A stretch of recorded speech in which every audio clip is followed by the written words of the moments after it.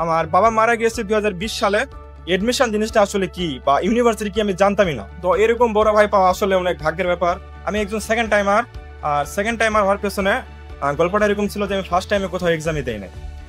Exam না দেওয়ার কারণ ছিল যে এডমিশন জিনিসটা আসলে কি বা ইউনিভার্সিটি কি আমি জানতামই না। তো যখন আমি জানলাম ইউনিভার্সিটি কি, তখন ফার্স্ট টাইমে আর কিছু করা ছিল না। মানে ওই সময়ে পড়াশোনা করে আর চান্স পাওয়ার মতো সম্ভব আমার ছিল না। সেকেন্ড টাইম যখন দিব তখন আমার ফাইন্যান্সিয়াল অবস্থা অনেক খারাপ ছিল। তো অফলাইনে কোচিং করার মতো সামর্থ্য আমার তখন ছিল না। তো আমি অনেক ভাবনা চিন্তা করে এডুকেশনে ভর্তি হই। আর এডুকেশনে ভর্তির পিছনে আরেকটা কারণ ছিল, তারা সেকেন্ড টাইমারদের জন্য 2বারের টাকা পরিশোধ করার একটা ব্যবস্থা রেখেছিল, যেটা সত্যি অনেক প্রশংসনীয়। এবং বর্তমান এই জায়গায় দাঁড়িয়ে আমার মনে হয় যে সেকেন্ড টাইমে সবচাইতে যদি বেস্ট কোনো ডিসিশন আমার থাকে সেটা হচ্ছে এডুকেশনে এনরোল করা।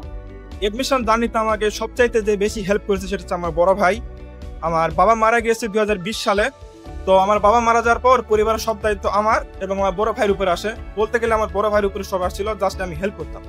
তো যখন কাজকর্মের সময় চলে আসতো, তখন যখন আমি কাজ করতে যাইতাম, আমার ভাই বলতো যে তোর কোনো কাজ করার দরকার নাই, তুই শুধু তোর এডমিশনের প্রতি ফোকাস রাখ, আর বাকি কাজকর্ম সব আমি দেখতেছি। তো এরকম বড় ভাই পাওয়া আসলে অনেক ভাগ্যের ব্যাপার। আর এমন বড় ভাই পেয়ে আমি আসলে অনেক গর্বিত।